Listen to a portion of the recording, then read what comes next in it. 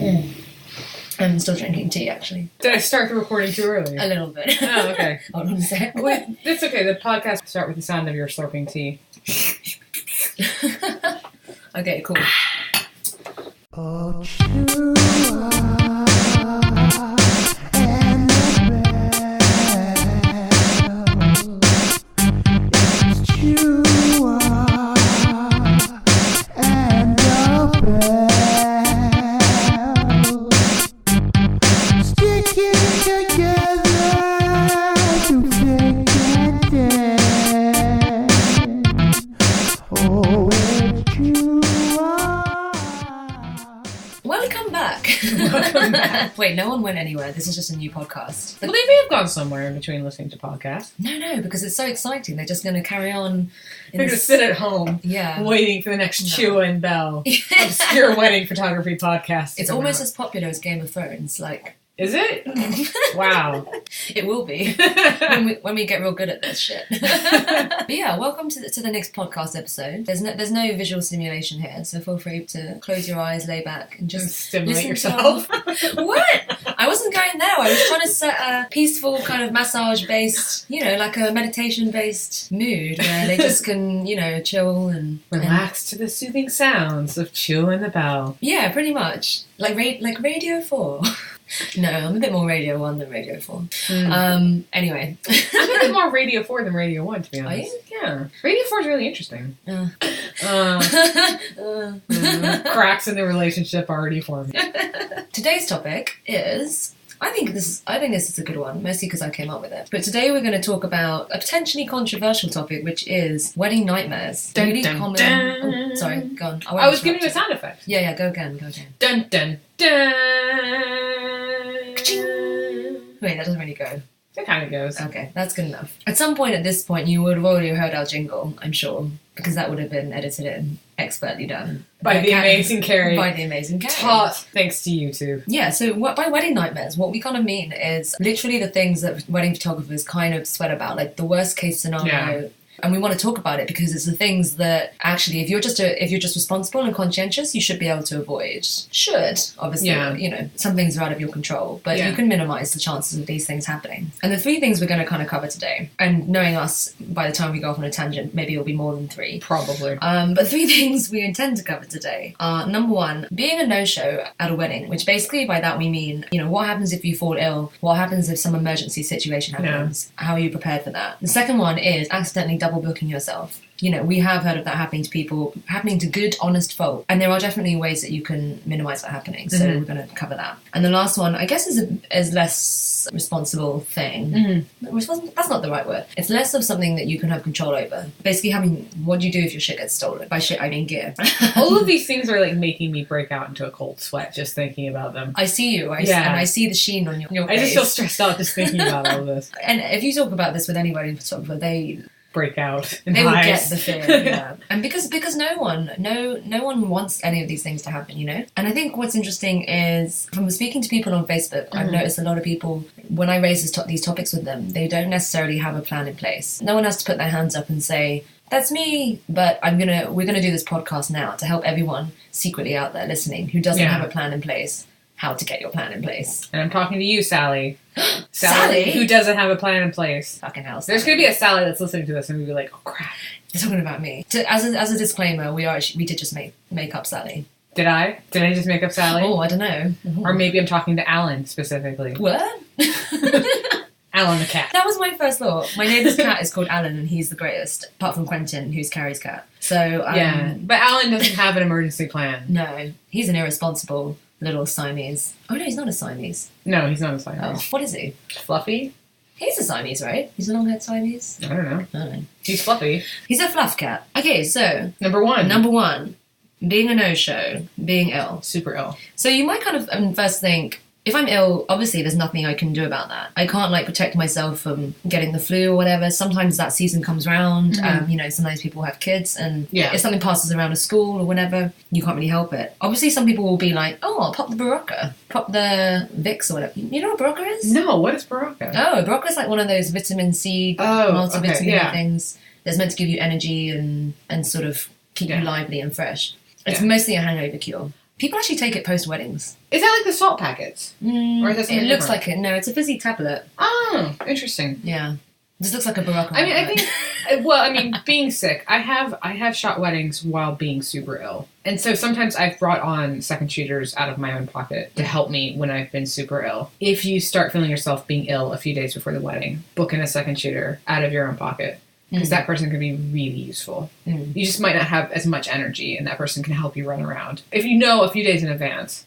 But if you wake up the morning of the wedding, what do you do? Well, just going back to what you're saying about booking a few days in advance, I had that situation happen last year where I was kind of starting to go under the weather and I knew I could shoot, but I just knew I couldn't quite give 100%. And my advice to people is just be honest with the couple, and you'll actually find that most couples, people are afraid to, I guess, kind of admit to saying to someone, actually, you know, I'm not feeling that great. Most people are human and really nice and really understanding. And if you are just honest with someone and you say to them, okay, this is how I feel, but as a result, this is what I'm going to do to make sure that you still aren't affected by that, you still get the best out of me, you're never really going to run into... I've never heard of anyone being super unreasonable about that. And I have heard a story from someone else. This didn't happen to me, but I think it's just the way that they emailed the client telling them. I mean, I'm making assumptions because I don't know the full story, but I think they may have emailed the client in a way that the client didn't really get it. Because you have to keep in mind that your clients, the week before their wedding, are really stressed out. And so they might not read the email correctly, or so you have to be like really clear and really nice in a way that your clients make sure that they get it. Because if they read the email on their phone and they're not reading the actual email, and it's totally human to do it that way, because if you've ever gotten married or if you've been involved in like your family's wedding, you know how crazy it gets the week before your wedding. And so just keeping in mind that when your clients are reading that email being like, hey, I'm super sick, that they're not all of a sudden jumping to the conclusion that you're not going to show up to their wedding. So is that what happened to someone? Well, so it was a client. Someone had emailed me like a year before asking about my availability. I sent them my prices back and I never heard back. And then 2 days before their wedding, or maybe it was a day before their wedding, they emailed me saying, are you available? Because my wedding photographer is not showing up. And I was actually out of the country. I was just like, well, I'm available, but you're going to have to fly me back. And it turned out I actually knew the person that they had booked. And they were still coming. They were just ill and they were bringing a second shooter, but they didn't understand. And so it turns out like the client misread the email. Oh, okay. But they had panicked and they started emailing the people they had emailed a year ago about their wedding. And so that panic, that pre-wedding panic, is very real. So you don't want your client to have that. You need to send an email that's very clear and concise and make sure that they don't panic and say that you're not coming. So what I'm getting so far is, firstly, have excellent communication. Yeah. Excellent and regular communication. Which is hard when you're sick. And also having just a genuine sense of responsibility to someone, and just you think about the service that you're going to offer and the level of service you're going to offer, and just making sure that that's not compromised. And being honest with yourself where if it is compromised, then how can you bring it back to the original standard that you've sold to someone? Yeah. So if you wake up like sick on the morning, having emergency cover options in place. So there's an amazing Facebook group called the UK Wedding Emergency Cover Club, which is full of hundreds, if not I think thousands, of people that have kind of signed up to be like on call and on duty. Yeah. And so there's loads of admin that approve posts. So you have to post something and the admin approves it. That's mostly because they get a lot of spam posts. Oh, okay. But there's loads of admin, so the stuff gets approved really quickly. And that way maybe somebody might be close by that you don't actually know that can help you fill in. Yeah. So I've seen instances where someone's woken up with like appendicitis. You cannot predict that. And then getting somebody there. Because I think with most of us, like, it's not necessarily just about money. It's about making sure that a bride and groom aren't let down their wedding day. We care. We do care. I care. I do too. Yeah. No, yeah, totally. And I think just expanding on that one, generally, as well as being in certain Facebook groups that are built to cover this, having a strong network of people who you like in your industry and people who like you too really helps. Because they might not be able to cover for you, but they will make sure someone is there for you. They'll help you spread the word. And I've been involved in that sort of chain of people spreading the word about emergency cover before. And I can tell you that it maybe only takes us about half an hour, 40 minutes. And that's regularly the time frame I'm seeing when we're getting cover for someone whose car's broken down in the morning or they're stuck in a really major traffic jam. So it's worth doing. It's worth having Facebook friends. And it's worth being friends every week, friends. And it's worth being in certain Facebook groups, even if it's not emergency cover specific, Don't be afraid to ask for help and post out there if you need that cover. People are really understanding and people will help you. The other thing I would say as well, I mean, that's talking about if on the morning you are conscious and alive, but just taken away for a very sudden reason. Yeah. The other thing that I think a lot of people don't factor in is what if you, and this is like, people don't want to talk about this because it's quite morbid, but I'm super morbid, in case you haven't worked that one out. I feel like this should be a Halloween episode and not just like a middle of the year episode, because this is all very like, dun dun dun. No, What happens true. when the dead photographer turns up to your wedding? Well, that would for A if that zombie happened- photographer. If that happened, that would be very strong effort from that wedding photographer. Like, that's commitment to the job. That's probably me turning up to like haunt the rest of the wedding party. No, I mean, I just mean like if you get into a car accident, heaven forbid, touch wood, you don't. And if you do, and you are literally unable to communicate with anyone because you're in hospital, you know, what is your contingency plan in place? And I've spoken to a lot of people about this who don't have a plan for that, and that can very easily happen, as easily as you just having the flu or whatever. This is my advice for anyone out there who currently doesn't have their coma plan in place. That's what I'm going to call it. Coma plan. The coma plan. So what I have is my partner who I live with, he has access to my computer and he knows exactly where all my client information is stored. And anyway, he obviously knows I'm going to a wedding that day. But he also knows who my best friends are in the wedding industry. Yeah. So he's been given clear instructions that if something happens to me, what he needs to do is to go on my computer to click on this specific icon on my desk to open up this file and basically to send it to 3 of my photographer friends. And they also know exactly what to do with it from there. So they know that if they receive the client information, that they need to ring the client and let them know what's happened. And then they very quickly either need to cover it themselves, or if they're already booked, they need to, again, put the word out on the network to have someone step in, basically. I think sometimes, you know, I've heard the argument that, is it important to have this because really in that situation, would my partner not just obviously be thinking first about whether or not I'm okay? Like, is he going to really be wanting to do my admin at this time? And I feel like I've said, I mean, and I've said to him directly, no, I want you to do this before you come to the hospital. Because it's like the smallest thing that's going to take 2 seconds for him. He's not having to shoot the wedding himself. He just needs to pass it on to my wedding photographer friends who, you know, are more emotionally strong and less emotionally involved with me. So they're going to be okay to like sort out what needs to be done. But it's also, you've got to remember that when you come out of hospital, if you've had something major happen, the worst case scenario is that you come out of hospital and you've still got like 10 really angry clients to deal with. That is not what you want. No. The best case scenario of something horrible happening to you is that you come out and everything has been handled and everything is sweet and everyone is okay with you. You don't have anyone chasing you angry, and you've done your best. And there's definitely like is it a social consciousness? It's not, right? It's just being as conscientious as what's the word? Conscientious as possible to your clients, like a professional courtesy almost, or professional. The thing is, like, when you take on the responsibility of shooting someone's wedding, you care about that responsibility. It's a massive responsibility, and I do worry about that. Like, if I got into a car accident, what would happen? And so my plan isn't completely dissimilar to yours. My husband knows where all that information is. And I also have, I have a client handbook that I send out. And in the back of that client handbook is my husband's phone number and also a phone number of another wedding photographer that is my emergency contact. And so my emergency contact wedding photographer is one of those people that I know in an emergency. She's just like, she's the person who you call because she can sort things out. I don't always, what I probably should do more often is remind my clients before the wedding where that information is, because I send them the handbook very early and now that we're talking about it, I'm just like, okay, I should actually later, as one of the final emails, just put that note on the email. I don't expect this to happen. Here are the emergency contact details for me. Because I have my emergency contact details for my clients, but I need to make sure that they are reminded again where my emergency contact details are. Yeah, that's true. Like when you take a booking from a client and you take their day sheet, I don't know about you, but I always take like an alternative number, going on the basis that the bride may not pick up the phone during bridal prep because she's having her hair done. Yeah. So why it makes sense to me that you would do it the other way around. Yeah, you should.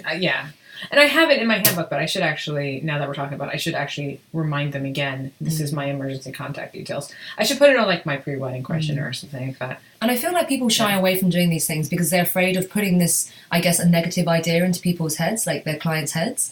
But honest to God, like I have, clients have asked me these kind of worst night case scenario questions. And then just by having a really confident response to it, they've all been just actually, the positive. Yeah, they want to know that you've thought about it. Yeah, for sure. Though I don't think there's any downside really just to having this plan in place. So we've talked about being ill and we've talked about being dead. Sounds like a mortgage application. Sounds like my recent mortgage application. So then the second one is about what to do if you accidentally double book. I have never done this. I've never done it either. Okay. We have friends who we've I know, have. yeah. We won't name I think them. it's partially an organizational thing. I have accidentally double booked client meetings. Okay. That was a couple years ago. I thought I was being really clever, and I booked 2 client meetings, one right after the other in the same location. And then when I was pulling up the emails, I realized I booked them at the same time at the same location. But I realized that like the day before. And so I just sent one of them a message being like, hey, can we meet slightly later? And it was fine. Being organized, I think, is one of the most important things. Because like having like that information to send to someone when you're super ill, not everybody is that organized. And that's quite probably one of the harder parts of this job. Creatives tend not to be very organized people. And so having your calendar in multiple places and updating that calendar. That was definitely going to be what my tip was. Yeah. If you worry that you're not naturally on the ball and you can be a bit scatty, my advice is basically to put it in as many places as possible. Yeah. That minimizes your chances of missing one source. Like, so basically, a lot of people sometimes say stuff like, "Oh, I only like paper and I love file effects, so I'm going to have a paper calendar." Or I'm only going to have a wall planner, or they say the reverse, like I only like digital, so I have a calendar on my phone. Yeah. Have both. Like nothing is stopping you from having both. When you're checking the dates and replying to a couple about whether or not you're available, check all your calendars. I use the software Lightblue, which actually, when I create a new shoot in Lightblue, it automatically syncs to like Google Calendar, which automatically syncs to both my desktop and my phone and, Google Calendar on my iPad. Yeah. So it's a lot harder for me to miss stuff. And also within that software, if a new inquiry comes in for a date where I'm already booked, it actually just shows up as red. So it's like, danger, danger. That's clever. And then on top of that, I write it into my file effects. But in case I forget to write it in my file effects, I already still have it on my phone. Yeah. I mean, I guess that's why I've never accidentally double booked myself. And this is one thing I'll say in general, which is maybe going off the point of double booking. If you are only dealing in paper contracts, paper information, paper form, get online. Get online straight away, because otherwise you're holding on to one copy only. If something happens to, like if a gentle breeze blows through your window and scatters your paperwork into the garden, or your cat like pees all over a stack of papers. I think also like on the flip side of that is I don't like trusting. What if something happened to my online calendar? What if Google decided to just blow up and then not exist anymore, and I would be screwed? So I actually do have like a wall calendar, and I actually get a lot of satisfaction in writing that person's name on my wall calendar. Is it pretty? It is. It's behind you, actually. Yeah, it is pretty. Yeah. I can confirm. But no, I agree. I get a lot of satisfaction in like writing it on the wall calendar, and I know what I write. And my husband likes seeing the wall calendar as well, because he doesn't have to bug me being like, "Is she free that weekend?" He can just look on the calendar and see it. But it is kind of like when I post. I don't use Lightblue. I use another program called Insightly, which is a very similar idea. But Insightly, when I create a new project and create a new wedding in Insightly, that auto books to my Google Calendar, and so it is creating. You can have it do it automatically across platforms. Yeah. And that, hopefully, let's say if Google Calendar went down, then Insightly would still exist. So it's in multiple places. And then eventually what happens is you start memorizing what the summer Saturdays are. Like, I can tell you all of the summer Saturdays this year. Pop quiz time! Pop quiz! Gary, which is your next Saturday on the... The 20th of May! So you can you start memorizing them, and you're like, okay, I know I have this summer Saturday. I know I have that summer Saturday, and that becomes a little bit easier. But I find I actually struggle more with the smaller shoots and the smaller client meetings. Those are the things I have to pay more attention to, because I keep hearing the same summer Saturday come up over and over and over again. But a client meeting is something that goes on your calendar once. Yeah. And so you have to really pay attention to not overbooking yourself on those.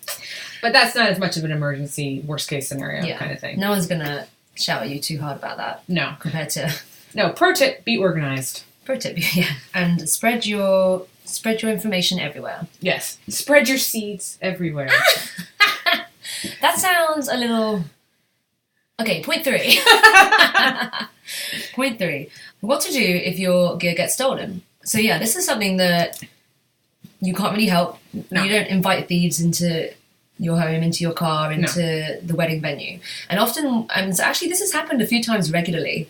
It's happened once to this really famous American photographer who had it stolen from the overhead locker of the plane he was Whoa. traveling to, Really? and it's on Petapixel. Is it? Yeah, I'll show it to you afterwards. Well, I am really out of like social media Pop stuff. culture. I love a good industry story. Yeah, so he's had it stolen out of the overhead locker on his way to. I think he was on his way back from a wedding or on his way to a wedding, and then the other common story I think I've seen too recently, where people have had it stolen from the wedding venue when they're shooting. Okay, so there's a few things that can get stolen. A, your gear, which in a way, this sounds insane, but it's actually less important because you're probably insured for that. Yeah. If you aren't insured, get insured. That was a very creepy voice. Be insured. That was my subliminal threat. my subtle hint. No, but very true. If your gear isn't insured, make sure you're insured. Or if you are the kind of person that wants to fight the system and you don't like the idea of insurance, make sure you have enough of the savings pot to buy all your gear again that same day, ready to go the next morning, because that can happen to you. The thing that's actually, well, not more valuable in a way, is the cards. The client photos that you've already taken that day. And the first thing I would say, and I guess Carrie will say what she does next, but the first thing I would say is when you're shooting the memory cards, keep them on you, on your person, on your body. They are on my body. Even when, let's say, I'm driving home, I pop to like a petrol station, get a drink or whatever. Like a vino. A vino. When I get, I might want to get like something when I'm driving home, like a fizzy water or something like that. The cards stay on me. Yeah. Like they don't stay in the car. The cards are on me. When I go into the hotel at night, I mean, I bring my gear with me. But there's no point until that those images are backed up that the cards leave my body. True. I take them to McDonald's. Yeah. Yeah, they go in with me because like somebody could steal your gear from your car. Yeah, whilst you're at the service station. Can you imagine? Yeah. And so if your cards are with your gear, then you're inviting problems. Let's say I shot a wedding. I got home really late at night, going out first thing in the morning. Let's say I wanted to go to a market or something next thing in the morning, and my cards are still backing up. I will take my spare set of cards with me when I leave the house. Because if they're not backed up online somewhere into like a third-party location, then the backup is still with me. So that's the nice thing about having cameras that shoot to multiple cards, is you can take a set of cards with you. Yeah, the cards do not leave my body until they are backed up in another location. And just quickly on that note, you just reminded me. I mean, as well as having gear stolen, and just there's the concept of missing images, which again is something that has happened to people. Backing up your cards, always make sure you have it in at least 2 mirrored drives. Yeah. You can get like RAID drives that specifically do this kind of mirroring automatically for you, but you can also, if you want to save a bit of money, if you're newer to wedding photography, you can just buy 2 hard drives and you can just copy it to both locations. And I actually do that because RAID boxes look huge and scary, and I'm not like super into like having that on my desk. I think that is. I have one. It's right there. Do you have one? Oh, it's actually not that big. It has a little face on it. I put stickers on it. Oh. So he's not scary. He has a face. Oh, what's he called? Oh, he doesn't have a name. I should name him though. Yeah, I've realized I'm walking away from the mic. But yeah, no, my it's a network attached storage, and I did not build it, but somebody built it for me, and it's really cool. But the key point is basically you need to have it backed up into multiple locations. And do not just put it just on one hard drive. Do not put it just on your computer. Yeah. Right? Especially up until the point where you've delivered the images, the full size images to your client. And actually what I've had before is when I'm editing, I've imported it all, everything's backed up, and I'm editing it in Lightroom, and then like there's been a file corrupt. Yeah. And sometimes you can only see if a file is corrupt, not when it's in Photo Mechanic, which you use for culling, but when it's actually in Lightroom whilst you're editing. So I've culled the images, and I thought, okay, I've got my final selection. And what I needed to do is actually pull the raw file again from one of the other hard drives. So I had it in 3 separate hard drives, and I've had to pull it from like hard drive 3 back onto my working hard drive. And I've had to do that before. Have it in separate locations. Yeah. Going back to having your gear stolen on site. I've actually had my gear stolen from my house. Have you? Well, from my flat. This was a few years ago. Yeah, my gear I had it in my camera bags, and our flat was broken into. Oh. And they took both my camera bags. So if I had left my cards in my camera bags, then I would have lost both my cards and my camera bags. Luckily, I didn't lose any wedding images or anything like that. My cards weren't in my bags. Getting your gear stolen sucks. It sucks majorly. Are you sure? I kind of thought it was, a bit like a trip to Disney. It's really fun. It's super fun. Like, I had a little bit of an existential crisis because of like, am I still a photographer if I don't have any cameras? That's so good. It was horrible. Make sure you don't leave your card. Just don't leave your cards in your camera bags. Don't leave your only editing machine, your laptop sitting in the backseat of your car. What some people do actually in their house is they have, you can buy like fireproof safes. Yeah. And you can actually, people lock their hard drives in there. Yeah. I think you can get, for camera gear, you need ones that are bigger. So I don't know many people who actually lock their camera gear away. I know of a few I lock people my camera gear away now. Oh, do you? Yeah. Oh, okay, well, I know of one person sitting next to me who does that. I'm just really paranoid about it because it has happened to me. Yeah. So, I mean, and especially like when I'm shooting on the day, like I shoot on big cards and I shoot on cards that back up to each other. So if someone did steal my camera bag, which would suck, I still have 2 cameras on me, I still have 2 lenses on me, and I still have enough card space to last me through the day. I wouldn't have a flash, because my flash would be in my bag. Let's say it got stolen during a ceremony. You can still get... I could still get by. I would probably send out a message being like, help, send me a flash. Yeah. Friends, send me a flash. Although I don't know how I would send the message because my phone would be in my bag. You know, I'd figure something out. That's probably maybe the summarizing statement of this one, actually. Yeah. Have friends. I mean, in networking, like, what's weird is, like, we're all technically each other's competition, but I don't feel that way. No. I feel like we're all in this together. Like, we can make each other stronger as a team. And I've never really felt, like, uber competitive with other wedding photographers. Just apart from that bitch Sally. Apart from Sally, which, Sally, you know I love you, but... it does sound like we're talking about someone real. We're not. I know it's Sally, and I feel really bad about it, Sally. She is going to assume it's her. She's going Yeah. It's just, Sally, you have a really generic name. We'll pick another name next time. It'll be Roberta. But actually, so going back to the guy who recently had his stuff stolen from the venue, just to explain what happened to him, he left his bag in a place that the venue told him to leave it in and told him it was safe. Oh, and what it was like a side office room or something. And they saw on the CCTV camera... CCTV cameras. CCTV. They saw on the CC cameras.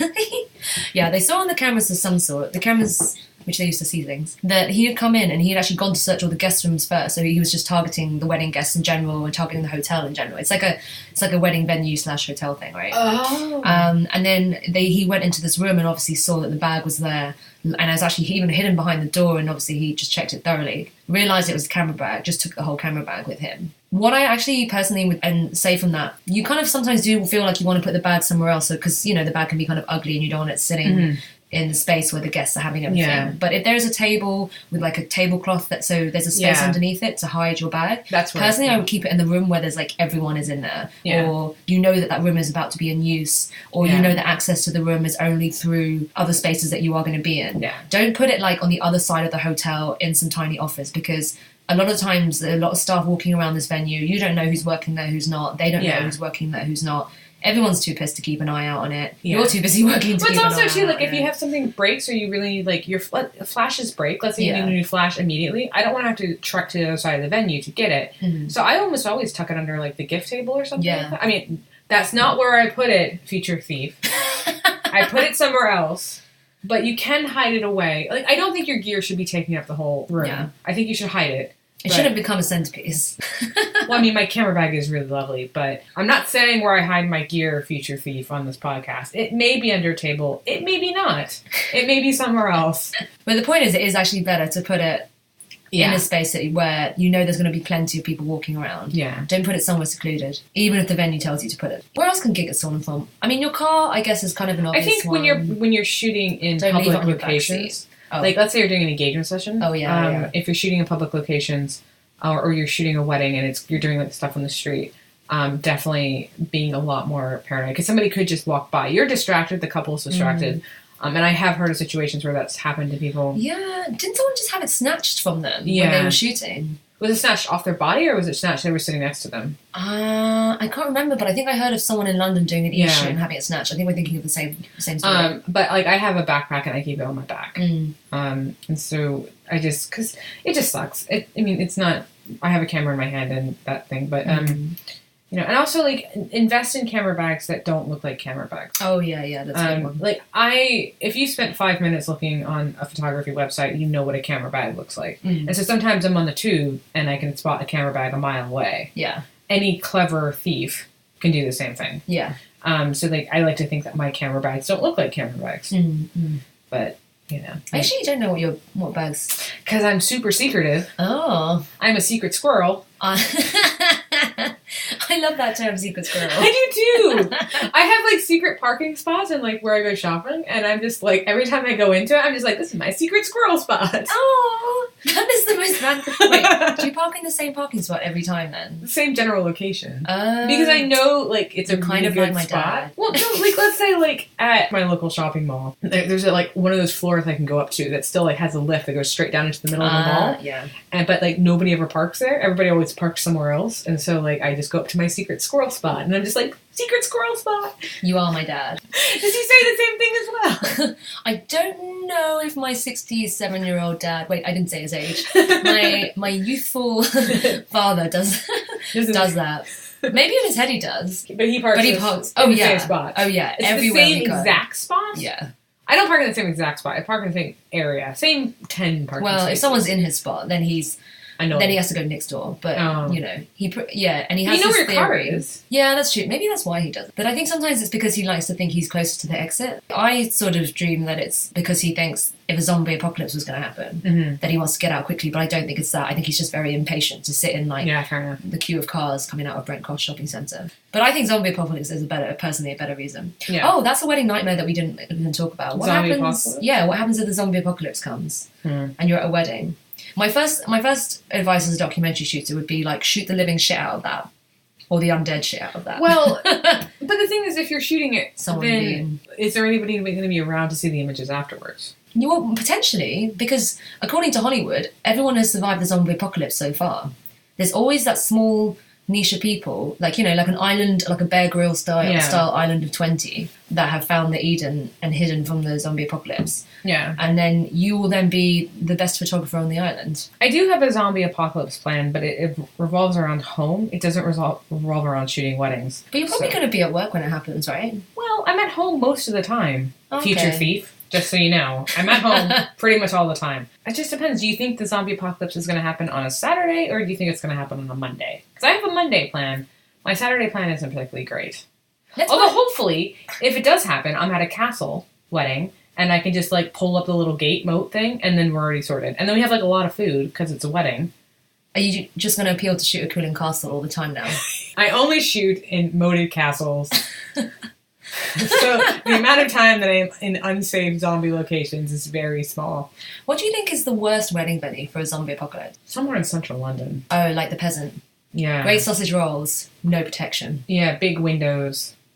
At least it's on no, but you know what? No, actually, it's got... Great sausage rolls and no protection. That could be their tagline. But like they do have an upstairs space at least, so I guess it's similar to the Winchester. No, I'm thinking maybe a good one actually in central London will be the Metalworks, which is in Islington, because they actually have like I don't know if it's working, but it's they have a full military Hummer. Really? Yeah, just parked outside, and they actually have a tank as well, but I'm not sure that works anymore. But in theory, In the scenario in your head, it does work. I will hotwire that tank, and I will drive out of there. And you know what I will also have? I will still have my cards on me. Are you fascinated with the apocalypse like I am? Yeah, for sure. Okay.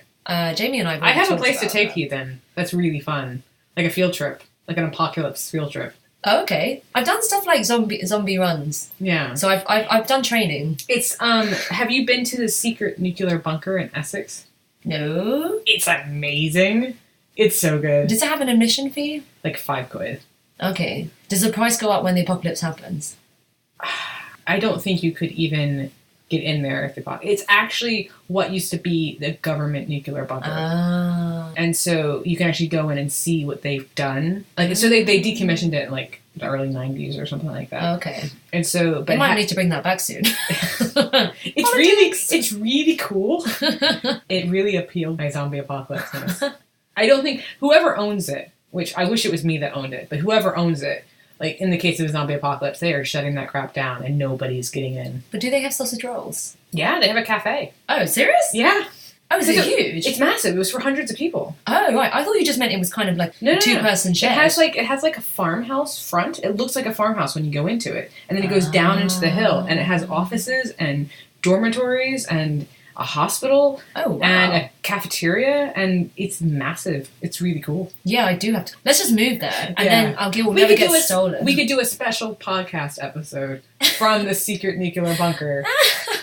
That's where we should have done this one, talking about worst case scenarios.